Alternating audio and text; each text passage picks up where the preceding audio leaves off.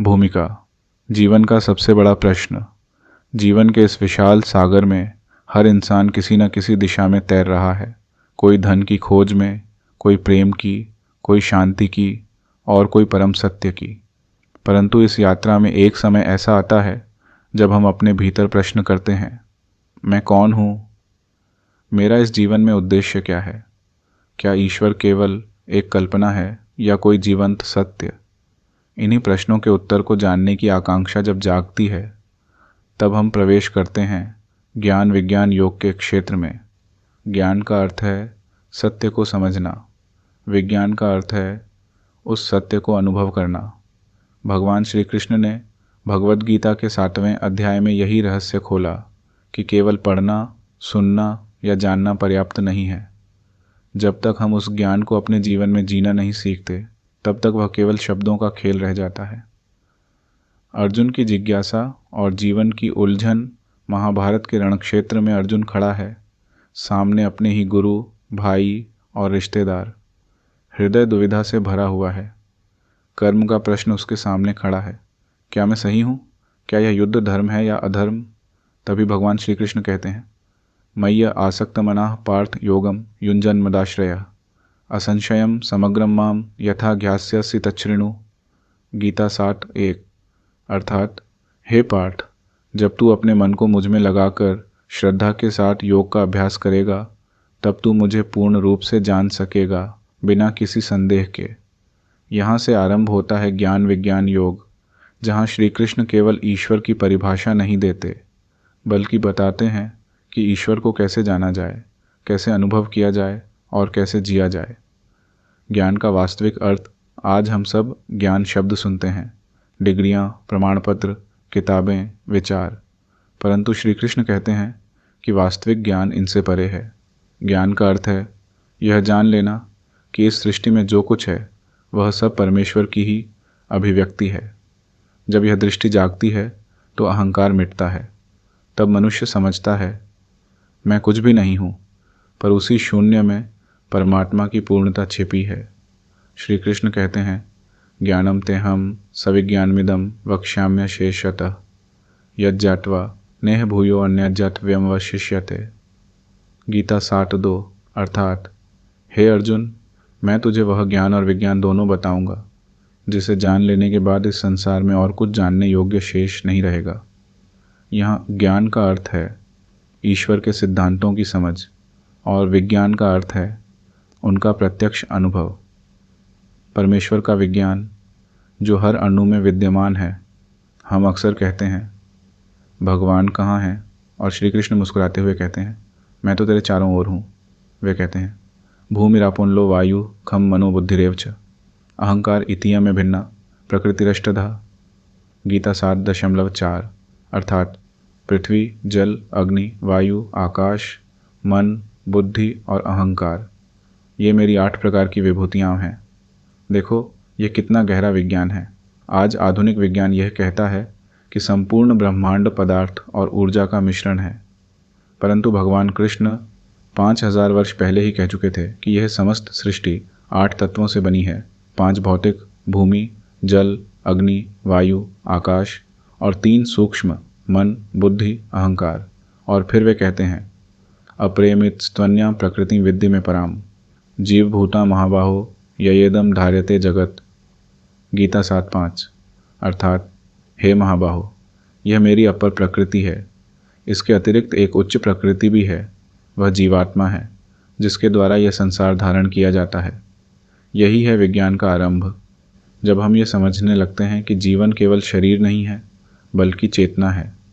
यह चेतना ही वह शक्ति है जो हमें देखने, सोचने, प्रेम करने और अनुभव करने की सामर्थ्य देती है। ज्ञान से विज्ञान की यात्रा। ज्ञान वह होता है जो सुनकर, पढ़कर या सोचकर प्राप्त होता है, पर विज्ञान वह है जो अनुभव से प्रकट होता है। उदाहरण के लिए, तुम्हें यह ज्ञान हो सकता है कि अग्नि जलाती है, पर जब तुम हाथ आग के पास ले जाते हो और उसकी गर्मी महसूस करते हो, वह अनुभव, वह साक्षात्कार ही विज्ञान है। इसी प्रकार ईश्वर को जानने के लिए केवल ग्रंथ पढ़ना पर्याप्त नहीं है। हमें अपने भीतर उतरना होगा। हमें अपने भीतर की शांति को सुनना होगा, क्योंकि वही ईश्वर की भाषा है।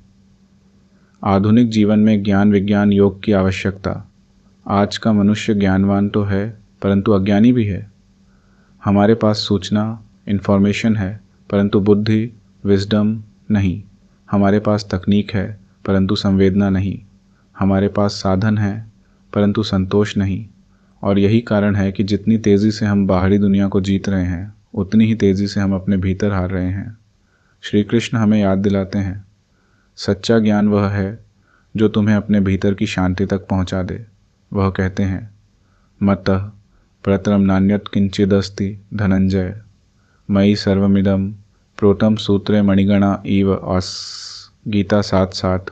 अर्थात हे अर्जुन, मुझसे बढ़कर कोई दूसरा सत्य नहीं है। जैसे मणियाम सूत्र में पिरोई जाती है वैसे ही यह संपूर्ण जगत मुझ में पिरोया हुआ है। क्या सुंदर दृष्टि है। जब हम यह अनुभव करते हैं कि संपूर्ण सृष्टि उसी एक चेतना में पिरोई है, तब द्वेष मिट जाता है, भय मिट जाता है और जीवन में केवल प्रेम बचता है। ईश्वर का वास्तविक विज्ञान। अनुभव की दृष्टि से जब हम कहते हैं भगवान सब में है, तो यह केवल एक वाक्य नहीं होना चाहिए, यह अनुभव होना चाहिए। श्री कृष्ण कहते हैं, रसो हमसु कौन्तेय प्रभास्मि शशि सूर्ययो प्रणवः सर्ववेदेषु शब्दः खे पौरुषम नृषु। गीता 7:8। अर्थात हे कौन्तेय, मैं जल में रस हूँ, सूर्य और चंद्रमा में प्रकाश हूँ, वेदों में प्रणव AUM हूँ, आकाश में शब्द हूँ और मनुष्यों में पुरुषत्व हूँ। सोचो, जब तुम पानी पीते हो और उसकी शीतलता महसूस करते हो तो वह भी भगवान का रूप है। जब तुम किसी के चेहरे पर मुस्कान लाते हो वह भी भगवान की झलक है। जब तुम सत्य बोलते हो, करुणा दिखाते हो और अपने कर्म में ईमानदारी रखते हो, तब तुम उसी ज्ञान विज्ञान योग के मार्ग पर चल रहे हो। ज्ञान का उद्देश्य अहंकार का विसर्जन। ज्ञान का अंतिम उद्देश्य केवल जानना नहीं बल्कि विलीन हो जाना है। जैसे सूर्य के सामने दीपक की लौ स्वयं विलीन हो जाती है, वैसे ही जब सच्चा ज्ञान आता है तब मैं का अहंकार मिट जाता है। भगवान श्री कृष्ण कहते हैं, बहूनां जन्मनामन्ते ज्ञानवान् प्रपद्यते वासुदेव सर्वमिति समहात्मा सुदुर्लभः। गीता 7:19। अर्थात अनेक जन्मों के बाद जो ज्ञानवान मुझे जान लेता है कि वासुदेव ही सब कुछ है, वही महात्मा अत्यंत दुर्लभ होता है। देखो, यह कोई साधारण बात नहीं है, क्योंकि ज्ञान केवल पढ़ने से नहीं आता, यह तो जीवन भर के अनुभव, तपस्या और विनम्रता से आता है। विज्ञान का अर्थ आत्म साक्षात्कार। जब मनुष्य इस ब्रह्म ज्ञान को अनुभव करता है तब वह कहता है, मैं वही चेतना हूँ जो इस शरीर में खेल रही है, मैं वही दिव्यता हूँ जो हर कण में है। और यही आत्म साक्षात्कार है, यही विज्ञान है। इस अवस्था में व्यक्ति का जीवन बदल जाता है।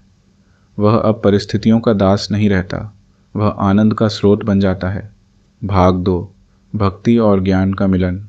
जब हृदय विज्ञान से जुड़ता है, जब भगवान श्री कृष्ण ज्ञान और विज्ञान का रहस्य बताते हैं, तब वे यह भी स्पष्ट करते हैं कि केवल बुद्धि से जानना पर्याप्त नहीं है। ज्ञान यदि हृदय से न जुड़ा हो तो वह सूखा दर्शन बन जाता है, पर जब ज्ञान भक्ति से जुड़ता है तब वह जीवंत अनुभव बन जाता है।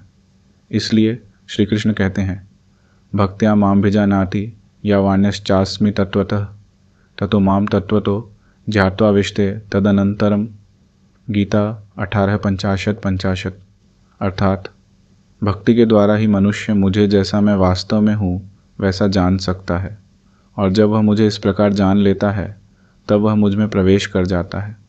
यहाँ श्री कृष्ण ने एक बहुत गहरा विज्ञान बताया है।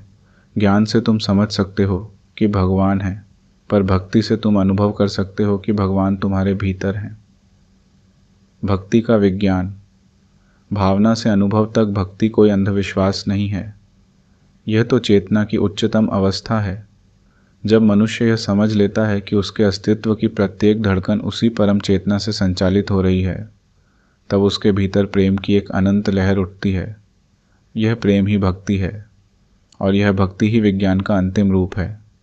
आज हम भक्ति को केवल पूजा या कर्मकांड तक सीमित कर चुके हैं, परंतु सच्ची भक्ति वह है जहाँ मनुष्य स्वयं को ईश्वर के समर्पण में विसर्जित कर देता है, वह अब कहता है, हे प्रभु, मैं नहीं जानता सही क्या है, पर मैं जानता हूँ कि जो भी आप करेंगे वह मेरे लिए सर्वोत्तम होगा। यही सरेंडर, यही समर्पण जीवन का सबसे बड़ा विज्ञान है, क्योंकि जब हम अपने अहंकार को छोड़ते हैं तभी हम अपने भीतर की दिव्यता को देख पाते हैं। विज्ञान का आध्यात्मिक प्रयोग, भीतर का प्रयोगशाला। आज हम प्रयोगशाला में रासायनिक विज्ञान करते हैं, पर श्री कृष्ण हमें बताते हैं कि सबसे बड़ी प्रयोगशाला हमारा स्वयं का मन है। हम रोज़ गुस्सा, भय, ईर्ष्या, दुख, मोह और लालसा के प्रयोग करते हैं और परिणाम होता है अशांति। पर जब हम भक्ति, ध्यान और प्रेम के प्रयोग करते हैं तो परिणाम होता है शांति, करुणा और ज्ञान। श्री कृष्ण कहते हैं, त्रिभिर्गुणमयैर्भावै रेभिः सर्वमिदं जगत् मोहितं नाभिजानाति मामेभ्यः परमव्ययम्। गीता 7:13। अर्थात तीनों गुणों सत्व, रज और तम से उत्पन्न यह संपूर्ण जगत मोहित है और इसीलिए लोग मुझे, जो इनसे परे और अविनाशी हूँ, नहीं जानते। यही वह बिंदु है जहाँ विज्ञान आध्यात्मिक बन जाता है। जब हम यह समझने लगते हैं कि हमारा मन सत्व, रज और तम इन 3 गुणों से संचालित है, तब हम उनके ऊपर उठना सीखते हैं। यह ज्ञान हमें यह सिखाता है कि मनुष्य का असली स्वभाव इन गुणों से परे है। वह एक साक्षी है जो केवल देखता है पर उनसे बनता नहीं। ज्ञान विज्ञान योग में साक्षी भाव का महत्व। विज्ञान का सबसे बड़ा प्रयोग तब होता है जब मनुष्य साक्षी भाव को जीना सीखता है। जब तुम अपने भीतर के विचारों, भावनाओं और प्रतिक्रियाओं को केवल देखना सीख जाते हो, तब तुम ईश्वर के विज्ञान में प्रवेश कर जाते हो। तुम अब प्रतिक्रियाशील नहीं रहते, तुम सचेत हो जाते हो। यह सजगता ही ज्ञान का फल है और विज्ञान की जड़। अर्जुन भी युद्ध के मैदान में यही सीख रहा था। वह अपनी भावनाओं से जूझ रहा था, मोह, करुणा, भ्रम, भय। पर जब श्री कृष्ण ने उसे साक्षी भाव सिखाया, तब अर्जुन योद्धा नहीं रहा, वह योगी बन गया। और यही तो है ज्ञान विज्ञान योग का चमत्कार। यह हमें साधारण मनुष्य से दिव्य चेतना में परिवर्तित कर देता है। परमेश्वर से एकत्व का रहस्य जब ज्ञान पूर्ण होता है तो मनुष्य यह अनुभव करता है, मैं और परमात्मा अलग नहीं हैं। ये वाक्य सुनने में सरल लगता है, पर यह अनुभव होने में जन्मों का समय लग जाता है। श्री कृष्ण कहते हैं, यो मां पश्यति सर्वत्र सर्वमच मयि पश्यति तस्याहम न प्रणश्यामि सच में न प्रणश्यति। गीता 6:30। अर्थात जो मुझे हर जगह देखता है और हर वस्तु को मुझ में देखता है, उसके लिए मैं कभी लुप्त नहीं होता और वह मेरे लिए कभी लुप्त नहीं होता। जब यह दृष्टि आती है तब भेदभाव मिट जाता है। अब कोई मैं नहीं, कोई तू नहीं, केवल वह रह जाता है। यह है अद्वैत का विज्ञान, जहाँ देखने वाला, देखा गया और देखने की प्रक्रिया सब एक ही चेतना बन जाती है।